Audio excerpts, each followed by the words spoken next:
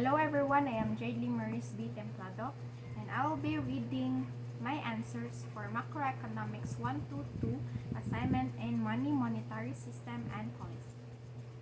So first question, what constitutes money nowadays and its role in the economy? So money is a fundamental concept in modern economies, serving as a medium of exchange, a unit of account, a store of value, a standard of deferred payment, Money has evolved over time, and in today's economies, it takes various forms, each with its role in facilitating economic transactions. And here are the main components of what constitutes money nowadays and its role in the economy. So first, we have the currency or physical cash. Physical cash, such as banknotes and coins issued by the government or central bank, is the most tangible form of money. It serves as a medium of exchange for everyday transactions. Next is the demand deposit or checking accounts. Demand deposits are an account held at a bank or financial institution that allows depositors to withdraw funds on demand or write checks against the balance. Next is the savings deposit or savings account. Savings account are another form of bank deposit, but typically offer higher interest rates than demand deposit. While not as liquid as checking accounts, they still serve as a store of value and a way to earn some interest on saved funds. Next is the time deposit or certificates of deposit. Time deposit, often called certificates of deposit, require depositors to lock in their money for a specified period, typically ranging from a few months to several months. Now, in return, depositors receive higher interest rates than savings or checking accounts. Now, time deposits are less liquid than demand deposit, but offer a higher return. Next is the electronic money or digital currency. Now, in today's digital age, electronic money has become increasingly important. This includes funds held in digital wallets, mobile payment apps, and online banking platforms. Electronic money allows for convenient and secure online transactions, including e-commerce, bill payments, and peer-to-peer transfers. Last, we have the cryptocurrencies. Cryptocurrencies like Bitcoin have emerged as alternative forms of digital money. While not widely accepted as medium of exchange in everyday transactions, they have gained popularity as stores of value and speculative investments. Next, we have the role of the money in the economy. We have medium of exchange, unit of account, store of value, and standard of deferred payment. So, medium of exchange, money facilitates the exchange of goods and services by providing a universally accepted means of payment.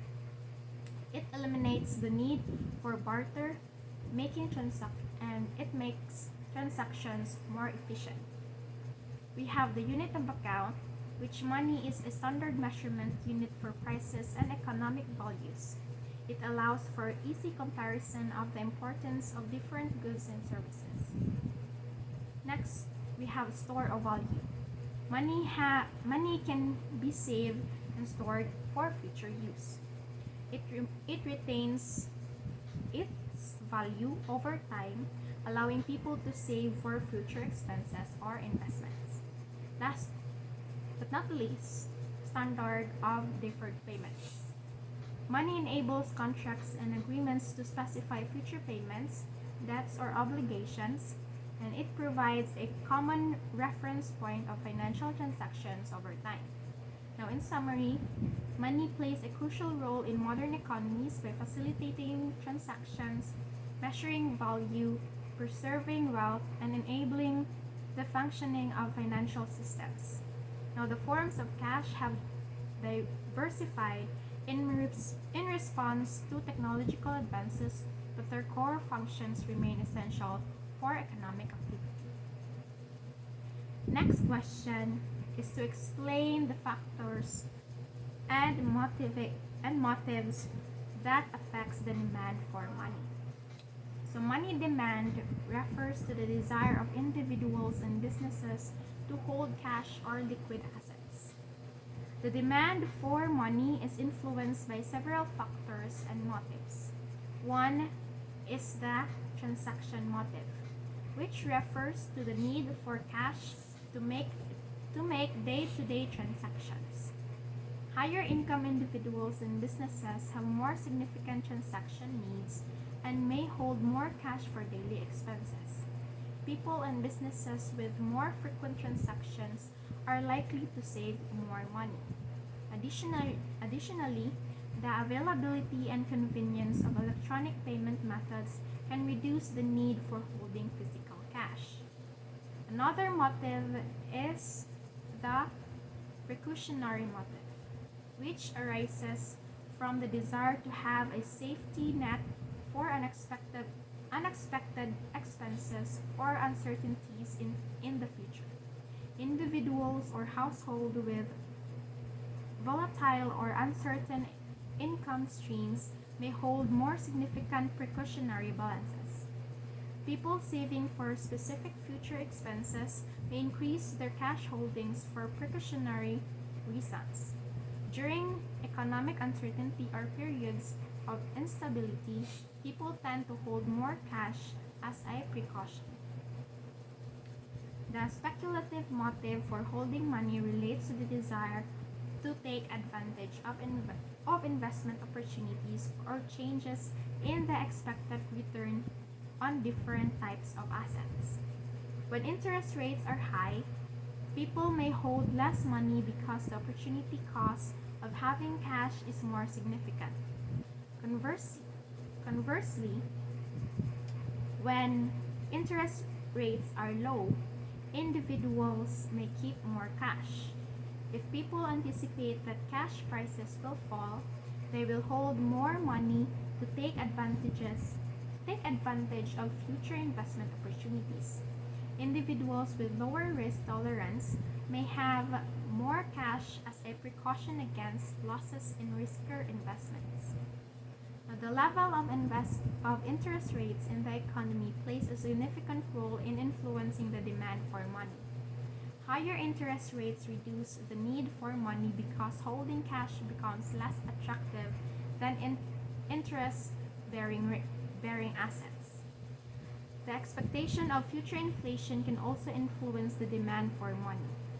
High anticipated inflation may lead people to reduce their money holdings because the purchasing power of money declines over time. Technological advances and the proliferation of electronic payment methods have made it easier and more convenient to make transactions without holding physical cash.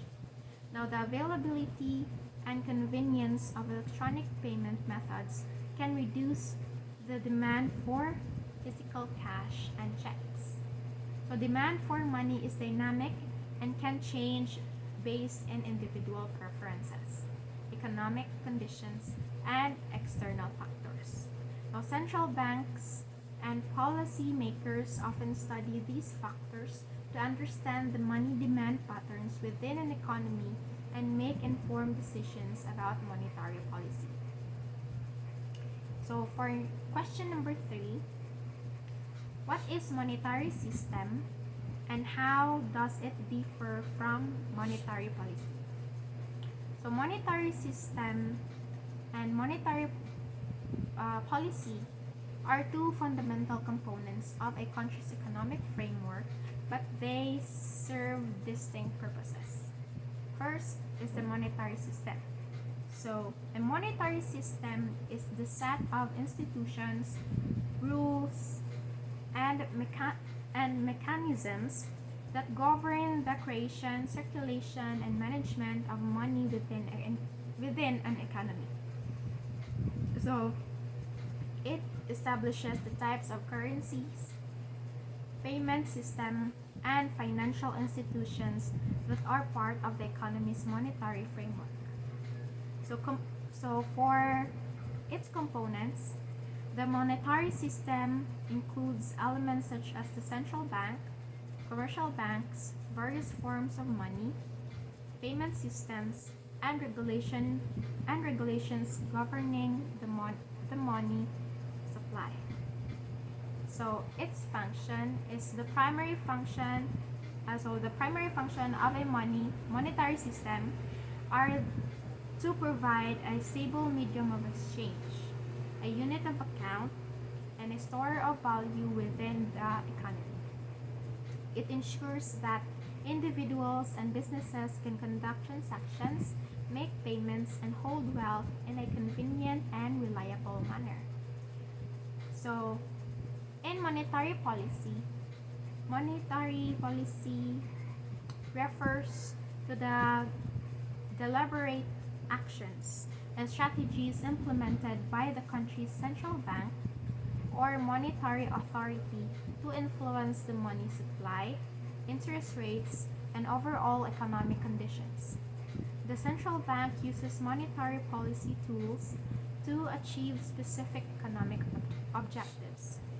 Now, its instruments is that central banks have various instruments at their disposal, including open market operations, changes in policy interest rates, and reserve requirements for commercial banks.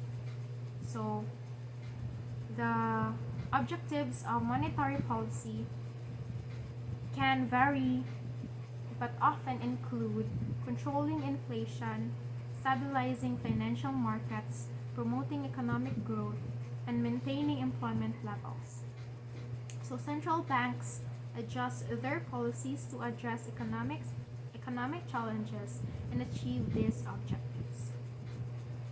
So what are the key difference? So first is the scope and focus.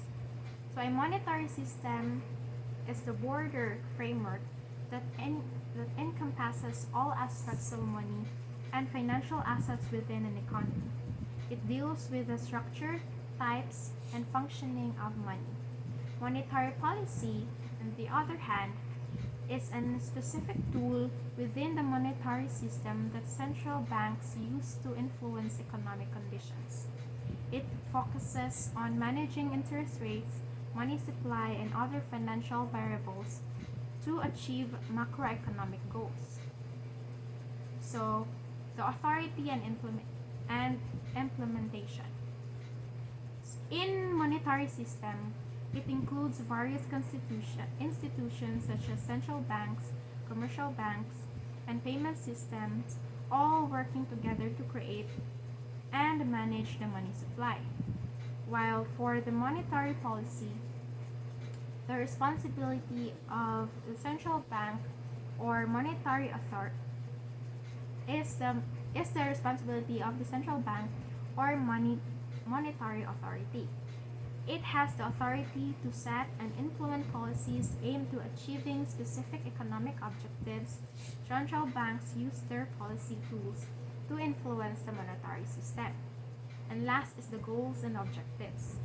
The primary goal in the monetary system is to provide a functional and efficient medium of exchange, unit of account, and store of value for an economy.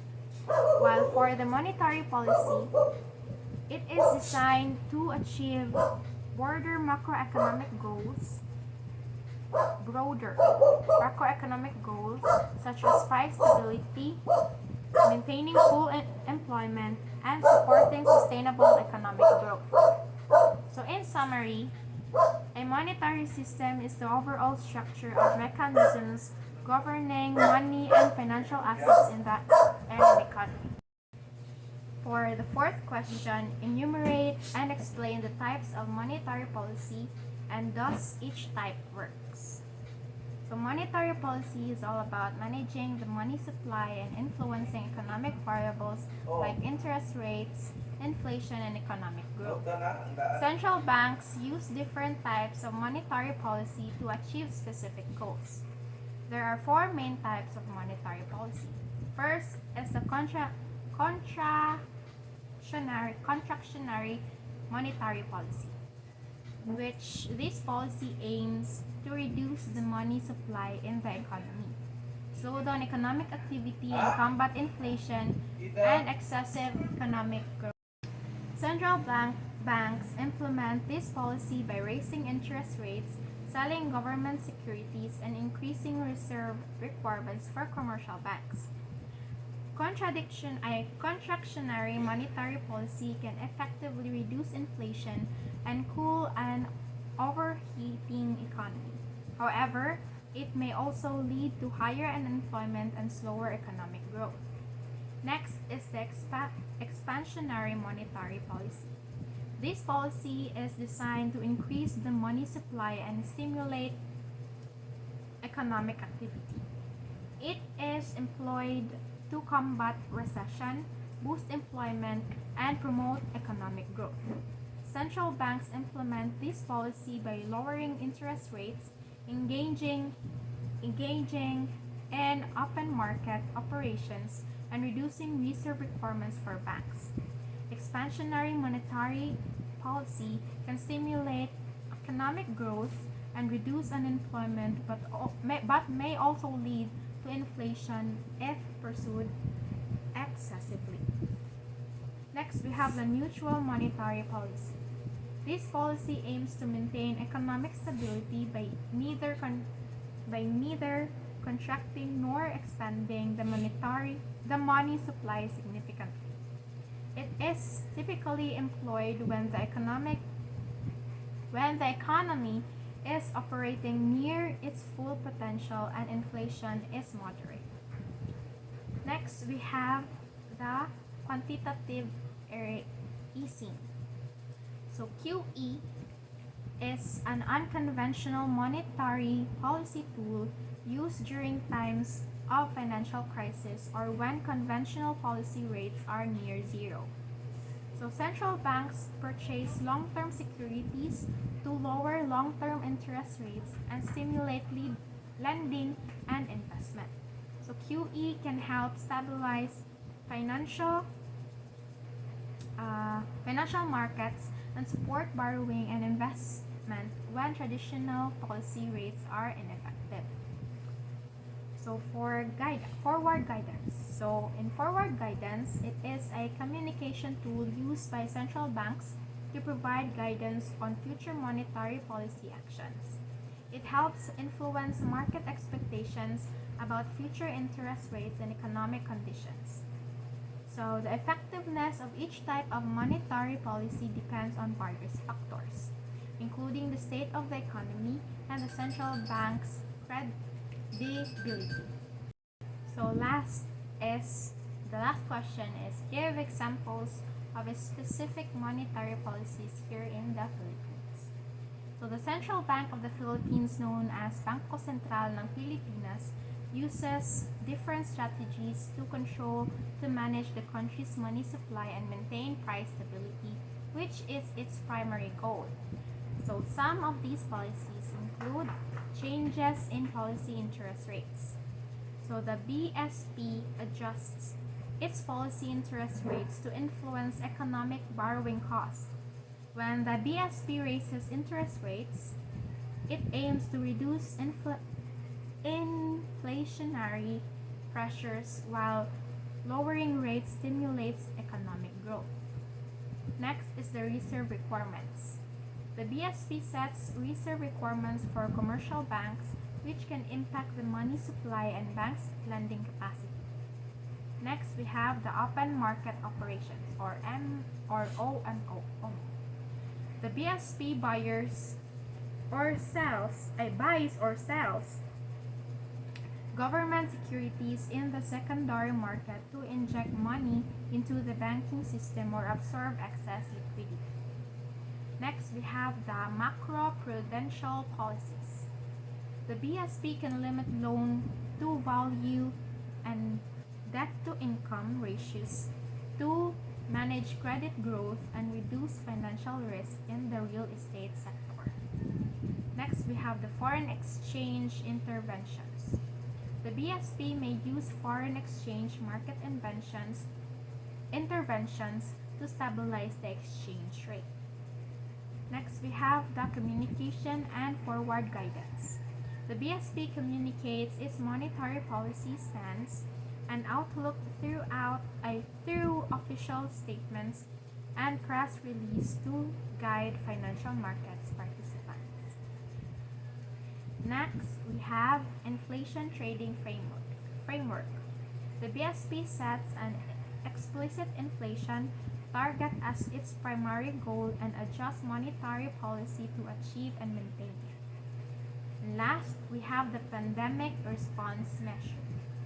During the COVID-19 pandemic, the BSP implemented various monetary measures to support economic recovery and financial stability. So it's important to note that the effectiveness of these policies depends on economic conditions and the BSP's financial goals, specific goals. The central bank carefully assesses financial data to determine